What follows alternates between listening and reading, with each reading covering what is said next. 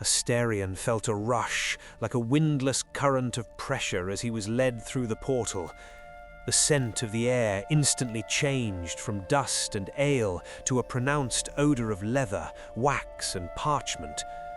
The sounds changed from a condensed and muffled corridor to a much larger space, cavernous yet dulled, likely from all the books Asterion assumed were surrounding them. "Well," he began, "it certainly smells like a wizard's library, dust and all." He kept his grip on Tavriel's arm, but the new space warranted the use of the staff to test the area around him. The tip of the staff was cautiously swept in a narrow arc around the place he stood. Tav briefly touched his hand, gripping her arm, and Asterion stilled the staff once more. She looked around them and was in awe of the cavernous space, a tall rotunda absolutely brimming with book-lined shelves from floor to ceiling. On the floor, all around them, was a circle drawn in chalk with many arcane runes, intricate and carefully scribed. The space where they stood was clear of debris, though there were stacks of even more books lined around the edges of the room, papers in between the stacks and strewn about, with various floating lanterns providing light. It was an organized chaos that Asterion might have appreciated had he been able to see it. She glanced at him once more, seeing a look on his face that seemed leagues away. Asterion heard Gale's footsteps behind him and turned his head slightly, the portal closing with a whoosh. "Right then," he said, "where do we start?" Gale stepped around them to scrutinize the pair once more. "Are you absolutely sure about this, Asterion? Tav?" Asterion remained stoic. Tav turned her head away. "Very well. Although I must say, Elminster might have had a point about something when he lent me the hourglass." Asterion felt Tav begin to lead him forward, moving with her as he spoke. "Hourglass? Elminster? What did the old wizard have to say about it? Not that it's any of his business, but curious minds." "Oh, you know the old man and his penchant for waxing poetic. He said, 'The tapestry of time is as complex as the weave. Handle with care, lest you unravel more than you intend,' or something to that effect. But I assure you I have everything under control, even with this little hiccup sans Dawnshard." Asterion tightened his grip on Tav's arm, listening as he heard Gale shuffling through various objects from across the room. "So, you see, we tread on delicate ground. But I've always believed in calculated risks, as long as we're fully aware of the stakes. And in our case, they couldn't be higher." He paused, realizing the gravity of his own words, and turned to face the elven pair. "The weave will respond to intent and precision. If we go ahead with using your ring, Asterion, it's not just about removing Tav from your life. The interconnected threads of all our experiences could be altered. A single tear in the fabric might lead to unintended ripples, affecting not just you or Tav, but perhaps even our shared history, our adventures, our friendship." As Gale spoke, Asterion sensed that every word was coated with a profound sense of responsibility, not just for the magic they were about to invoke, but for the very bonds that held them together. "If you never met Tav, if I hadn't, would we have faced the final battle together and emerged victorious, miraculously alive? Would we have been successful in defeating your old master, Cazador?" Tav felt Asterion tense at the name. "Of course you would. My Asterion," she told him, attempting to sound reassuring, albeit reluctantly. She turned to the wizard. "I'm just a sorceress. Gale, you are one of the most powerful wizards I've ever known. Shadowheart, Lae'zel, Halsin, Will, and Karlach, all of you are extraordinary people. All of you together are what made victory possible. Removing me would make very little difference, I'm sure of it." The wizard turned to Tav, furrowing his brow. "Are you not concerned for yourself, Tav?" Tavriel pulled her braid over her shoulder, fiddling with the hairs on the end. "Not if you all still find each other and save Faerun. I trust in your resilience, all of you." What about our companions? Have you thought of them? How might they feel about this decision? She looked at Gale with a look of peaceful resignation. They won't even know I'm gone. Gale regarded the pretty high elf with a sad longing. There had been a time when he himself could have fallen for her, impressed by her optimism and arcane prowess. He even made a fool of himself with affectionate declarations, but she had declined, her heart then filled by another. The charms of a silver-haired vampire were mysteriously alluring, he supposed, until they weren't. Gale pressed his finger to his lips and hummed in thought. "So I ask again, Astarion," he emphasized, "do you wish to proceed?" The blind vampire lowered his head, deep in thought as if weighing repercussions. He took a breath and finally lifted his empty gaze with a subtle nod. Beside him, Tav pursed her lips together, shut her eyes, and pulled off her ring. It fell into the pocket of her skirt. Pressing on cautiously, Gale picked up an hourglass and tapped on it. Astarion's ears sharpened as he heard the clear, rhythmic tapping. "Sand from the river of time," said Gale. "In this hourglass, don't ask me how Elminster even got the thing. He's probably old enough to have witnessed the very formation of Faerun itself." Tav held her breath as the hourglass was placed at the centre of a chalk-drawn circle on the floor. It was a small silver thing, about the span of Gale's hand. Gale continued to prepare the rest of the components. He pulled out a small stone from a pouch on his belt, glowing with a soft, ethereal light. "A moonstone blessed by Saloon," said Gale, placing it on a precise point just next to the hourglass. Shadowheart had channeled the blessing from the Moon Maiden herself. It should invoke the balance needed to guide the weave safely and stabilize things. He pulled out another object, a dark, bony thing that tapered to a sharp point. "A devil's horn," he said, and placed it opposite the moonstone. Will offered this one from one of his recent escapades in Avernus. It should, in theory, reinforce the energies from the temporal maelstrom. I hear they make excellent good luck charms as well. Outside of the drawn circle, along the far wall, stood a desk with a variety of tiny drawers and compartments. Gale strode over to the desk, pulling knobs and sliding and slamming until he found what he searched for. Pinched in his fingers, he lifted the most colourful feather Tav had ever seen. Ah, here it is, a coatal feather, very rare. He placed it beneath the hourglass.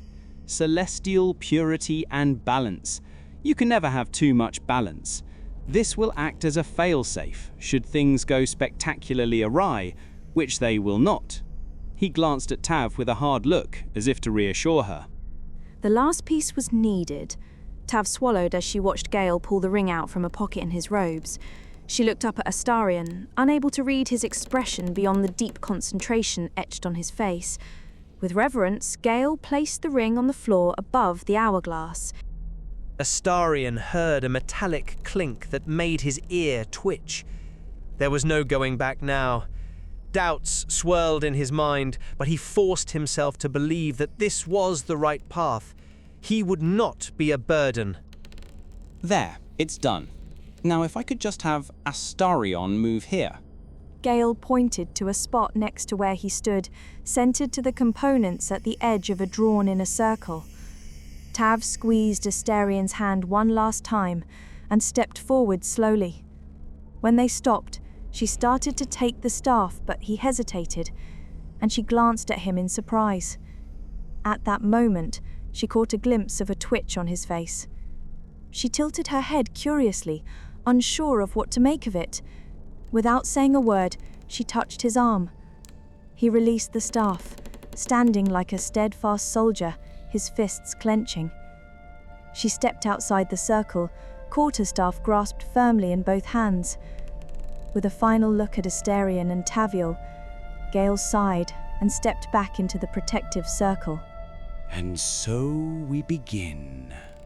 Gale's hands began to move gracefully through the air as he nuttered the incantation, his voice rising and falling in a cadence known only to the weave. "Tempus in verte, fatum inverte, ancere cor amovite, a luna ad abyssum, justitia et sacrificium. As he spoke, the room itself seemed to respond. The floating lanterns flickered, the air thickened, and even the books on the shelves seemed to quiver.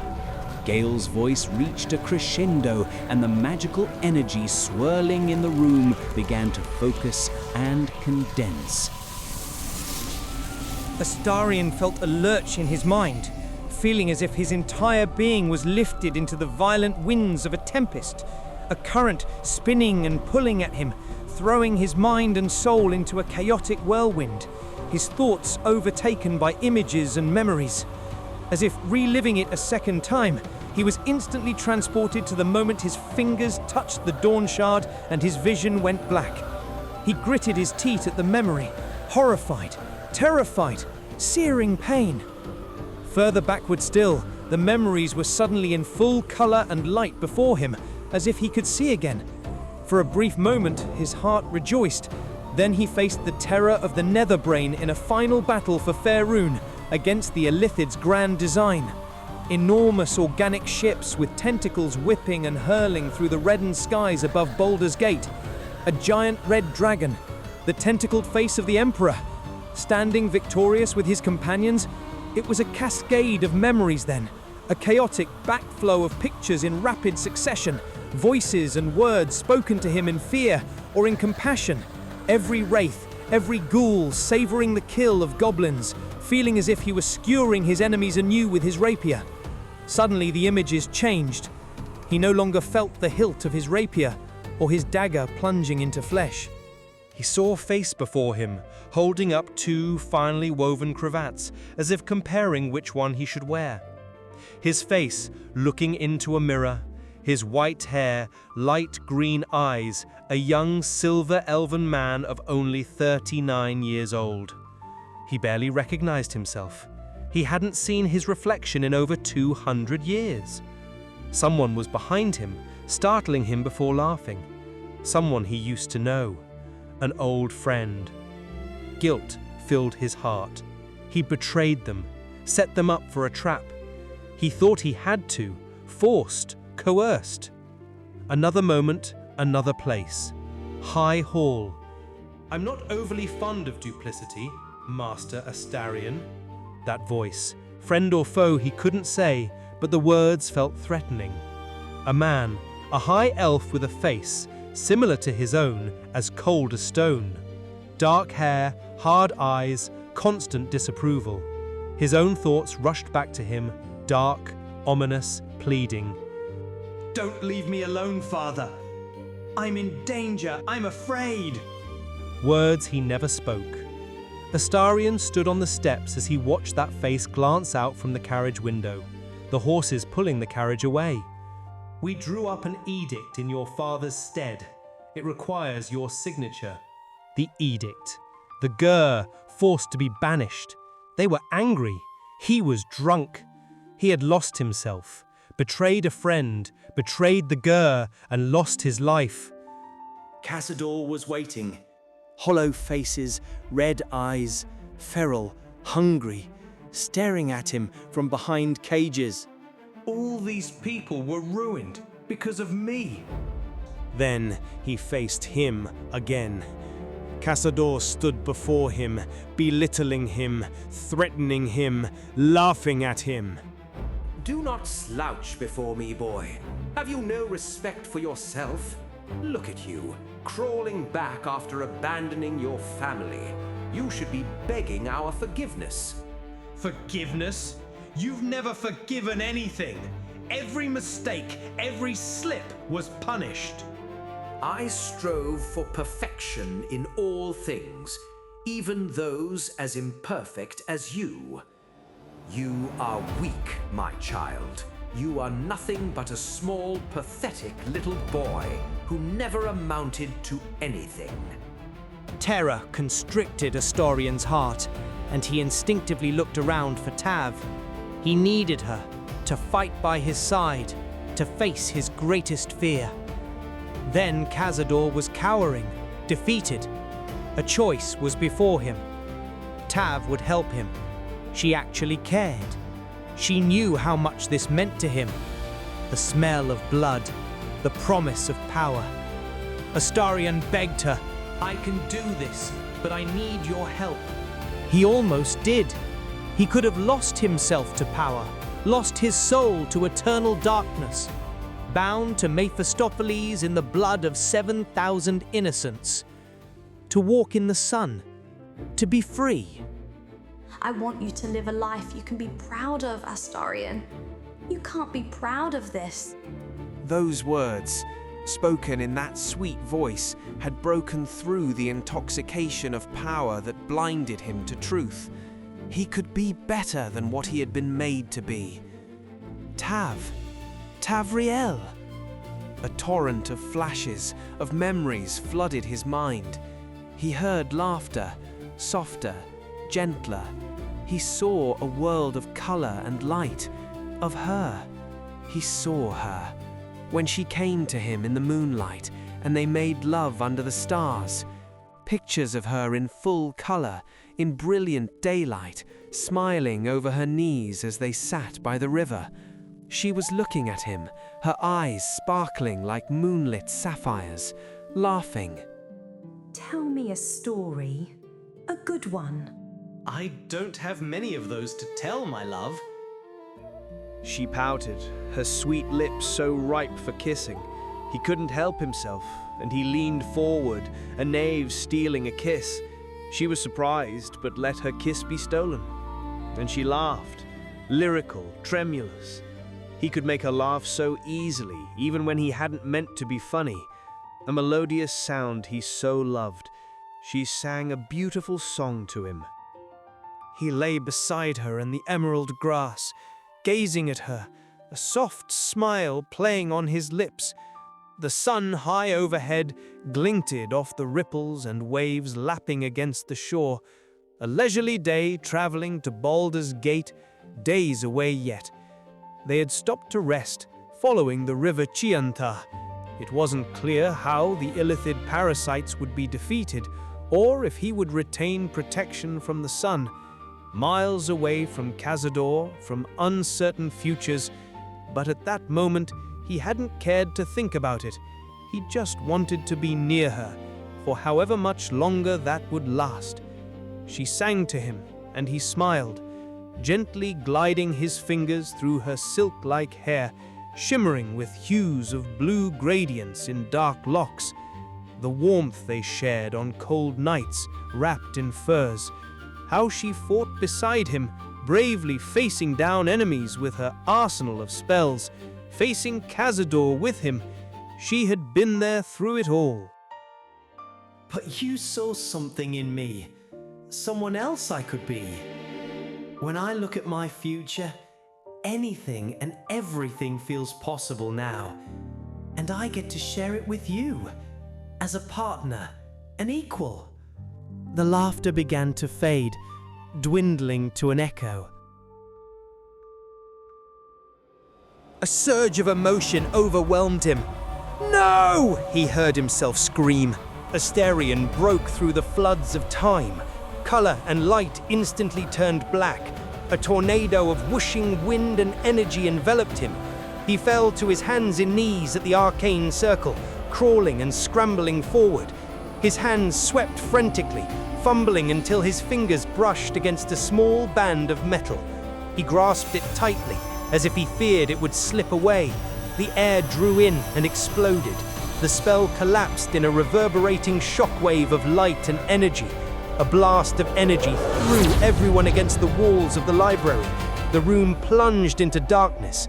All became still. A faint fluttering filled the space, paper floating and settling. The scrape of a metal basin spiraling to a halt. Then a groan nearby. Astarion lay on the ground, his breath heavy. "Tav?"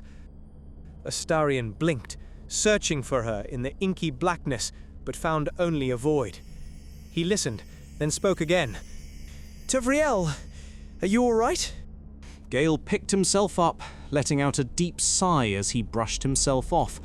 The lanterns flickered to life, and he saw the ritual circle, now marred and broken. Well, that was most educational, I think. Tav groaned again, but soon got to her knees, holding her head. I'm here, Astarion. I'm all right. Astarion found himself huddled against the bookshelves. He steadied himself, breathing heavily, his head still spinning from the whirlwind of visions. He leaned his head back against a row of books. Footsteps echoed from across the room, and he felt Tav kneel beside him. I'm here, my love. He turned his head toward her.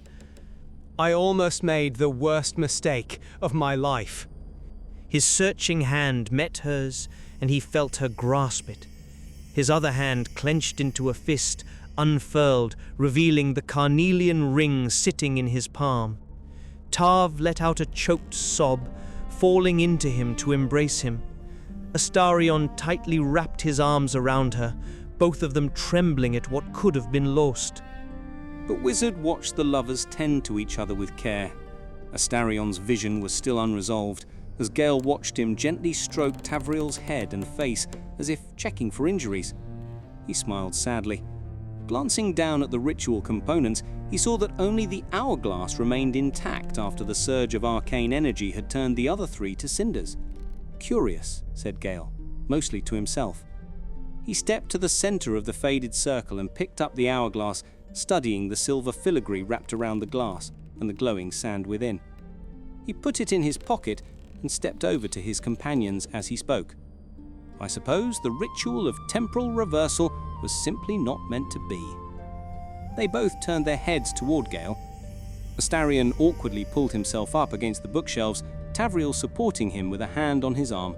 And I, for one, am glad.